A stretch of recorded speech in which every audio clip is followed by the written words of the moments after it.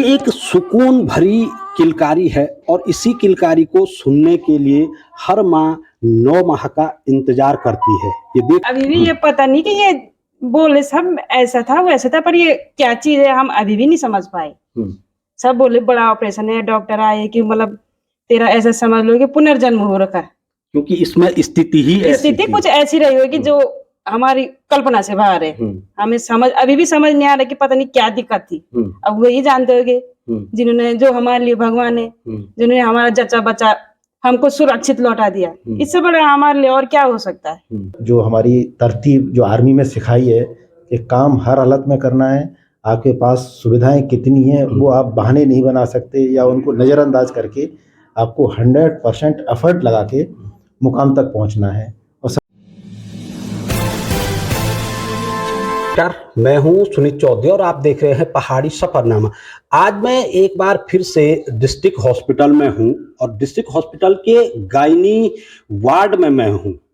और अक्सर आपने देखा होगा कि किसी न किसी कारणवश गायनी वार्ड अक्सर चर्चाओं में रहा करता है रुद्रप्रयाग डिस्ट्रिक्ट हॉस्पिटल का।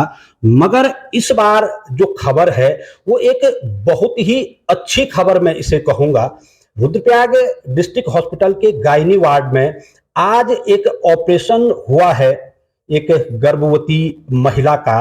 और बड़ी बात यह है कि बड़े अस्पतालों में होने वाला जो ये ऑपरेशन था उसे डिस्ट्रिक्ट हॉस्पिटल के स्टाफ ने, डिस्ट्रिक्ट हॉस्पिटल के कुशल डॉक्टर्स ने एक सफलतापूर्वक तरीके से यहाँ पे कर दिया।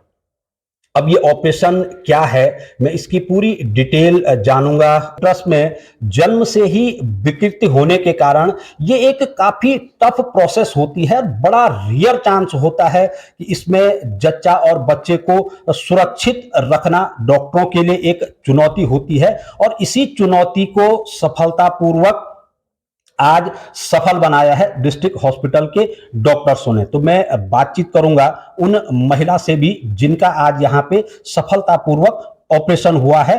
देख सकते हैं आप, मैं इस समय गायनी वार्ड के अंदर हूँ और तमाम जो नवजात बच्चे हैं वो यहाँ हैं।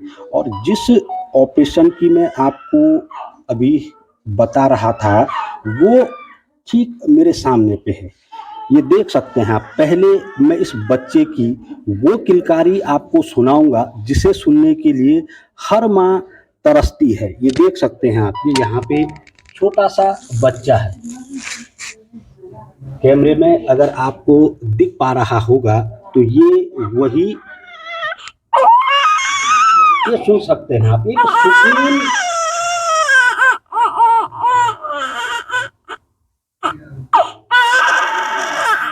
ये एक सुकून भरी किलकारी है और इसी किलकारी को सुनने के लिए हर माँ 9 माह का इंतजार करती है। ये देख सकते हैं आप, एक जटिल प्रक्रिया से निकले हैं और आज दोनों जच्चा बच्चा और माँ बिल्कुल स्वस्थ हैं।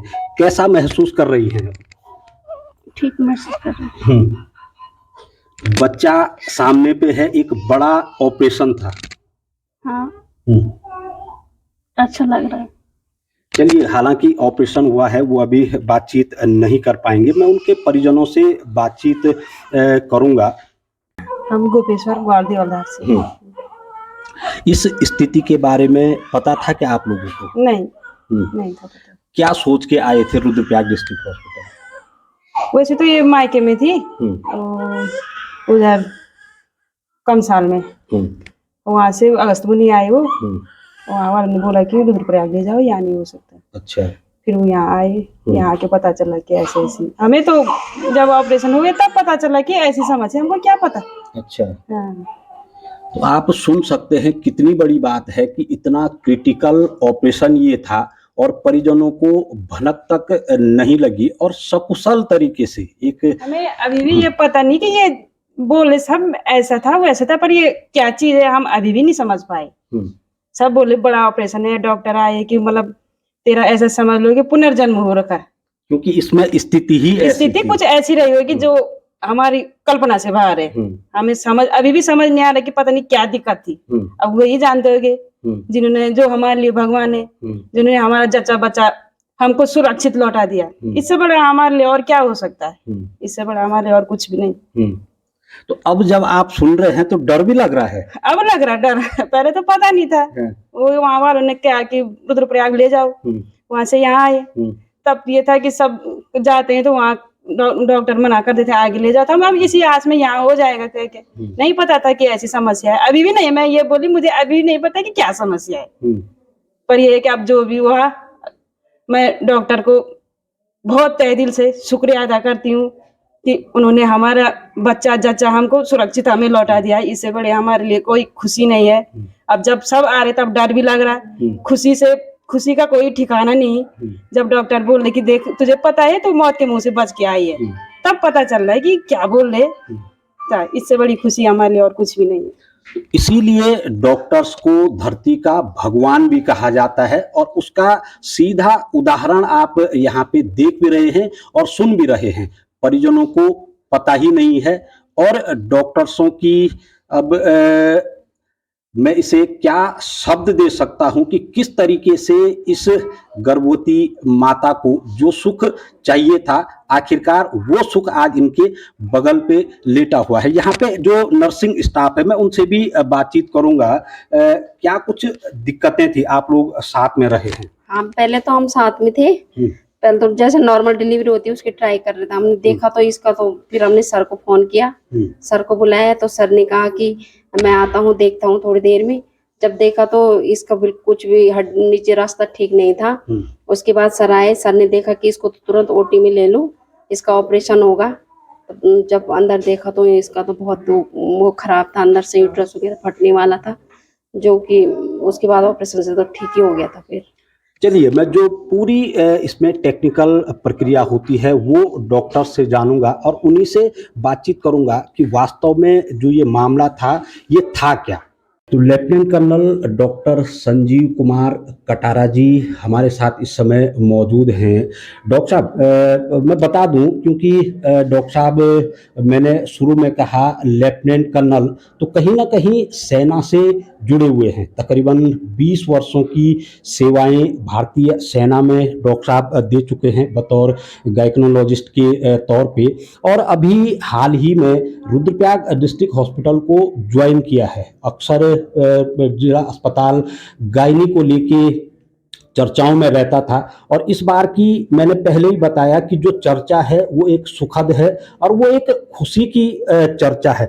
डॉक्टर साहब मैं और बिंदुओं पे बाद में जाऊंगा।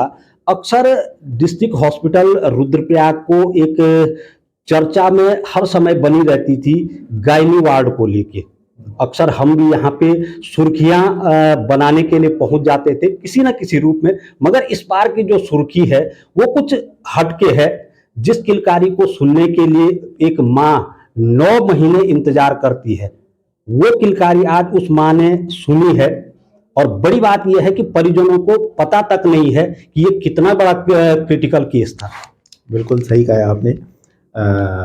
जो ये केस आज हुआ है स्पेशली रुद्रप्रयाग डिस्ट्रिक्ट हॉस्पिटल के लिए बहुत बड़ा केस है।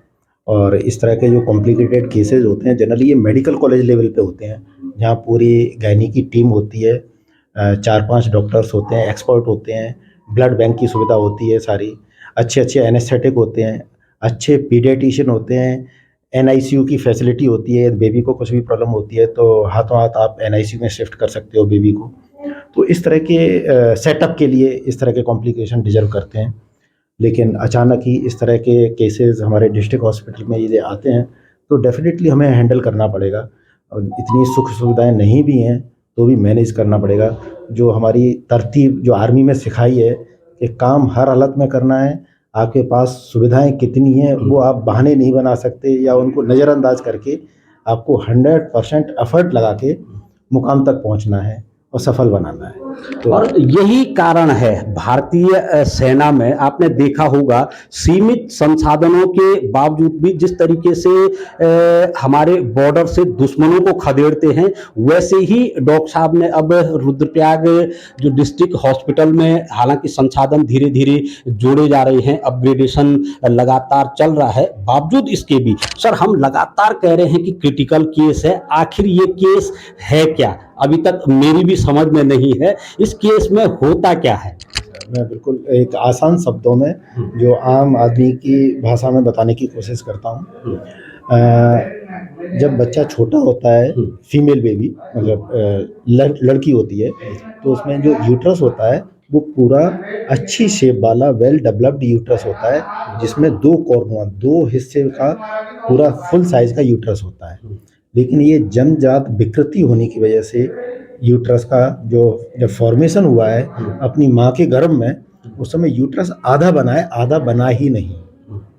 जब यूट्रस आधा बनता है तो यूट्रस को टांगने के लिए उसमें लिगामेंट लगे होते हैं जो अपनी तरफ के खींच के रखते हैं, तो यूट्रस मिडिल में रहता है।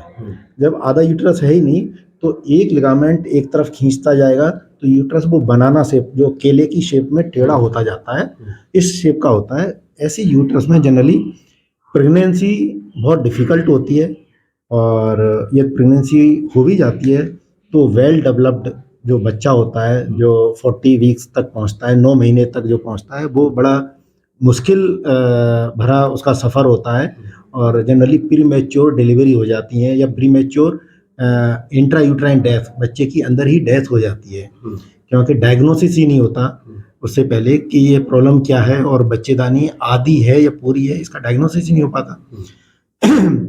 और नॉर्मल डिलीवरी तो खैर पॉसिबल नहीं है, और जब भी हम इसको ऑपरेशन करते हैं सिजेरियन के द्वारा, जब बेबी को निकालने की कोशिश करते हैं तो बेबी का पूरा बॉडी उस लंबे वाले यूट्रस में अंदर फंसा होता है। जो दोनों यूट्राइन आर्टरी आती हैं, वो जहाँ पर हम इंसिजन लगाते हैं यूट्रस में बेबी को बाहर निकालने के लिए, उसी के पास में दोनों यूट्राइन आर्टरी आती हैं जो ब्लड सप्लाई करती हैं यूट्रस को, बच्चेदानी को। जब भी आप कट लगाते हो तो दोनों ब्लड वेसल्स कट जाती हैं और ब्लड इतनी तेजी से बहता है, फव्वारा जैसे फव्वारा निकलता है उस तरह से ब्लड आता है। आप बेबी को निकालोगे या ब्लड रोकोगे, यह एक बड़ा चैलेंजिंग काम होता है पूरी टीम के लिए। इसलिए इसमें 2 या 3 गायनेकोलॉजिस्ट का एक सर्जरी का एक टीम वर्क करता है, जो कि दोनों तरफ एक गायनेकोलॉजिस्ट यूट्राइन आर्टरी को भी सेव करे और बेबी को भी एक निकाले। लेकिन इन सब मुश्किलों को ओवरकम करते हुए हमारे साथ डॉक्टर हिमानी है गायनेकोलॉजिस्ट, इनकी हेल्प लेते हुए बेबी को भी पूरी तरह से सफलतापूर्वक बाहर निकाला, और बिना बहुत ज़्यादा एक्सेसिव ब्लीडिंग के वो भी सिक्योर किया। नहीं तो जनरली जब एक्सेसिव ब्लीडिंग हो जाती है तो हमें बच्चेदानी पूरी रिमूव करनी पड़ती है, जिसको पेरीपार्टम हिस्टेक्टोमी भी बोलते हैं। उस कंडीशन में मदर की जान बचाने के लिए ये पूरी सर्जरी करनी पड़ती है, और उसके बाद में वो मदर कभी माँ नहीं बन सकती क्योंकि उसके पास यूट्रस नहीं रहता। तो हमने यूट्रस भी सेव किया, मदर भी सेव की और बेबी भी सेव किया। अब आगे भी वो लाइफ में माँ बन सकती है, लेकिन हर बार डिलीवरी ऑपरेशन से होगी उसकी। अच्छा डॉक्टर साहब, अगर मैं आम लोगों की भाषा में बात करूं तो क्या डर नहीं लगता है ऐसी सिचुएशन में?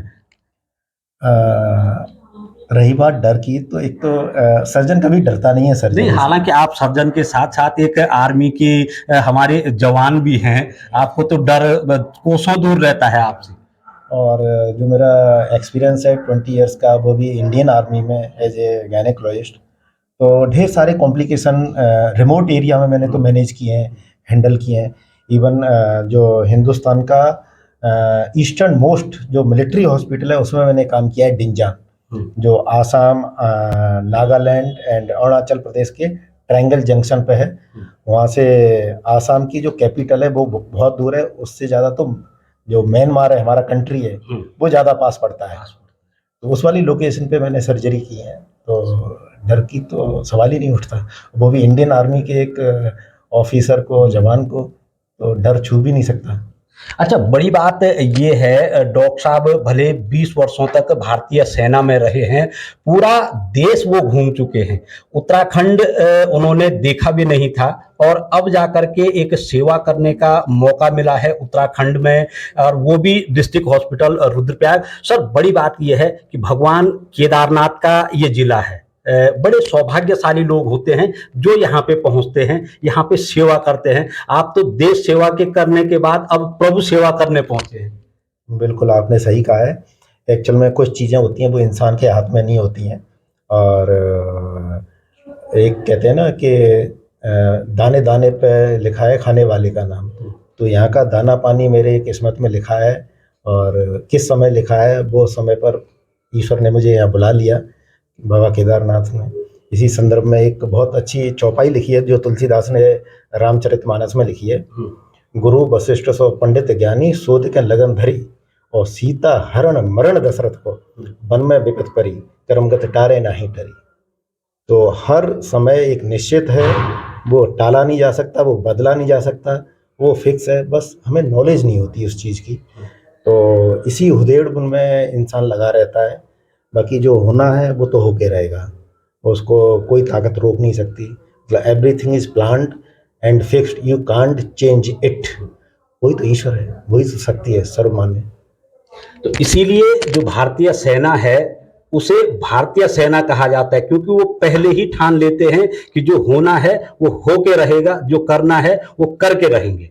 आप बने रहिए मेरे साथ और देखते रहिए पहाड़ी सफरनामा।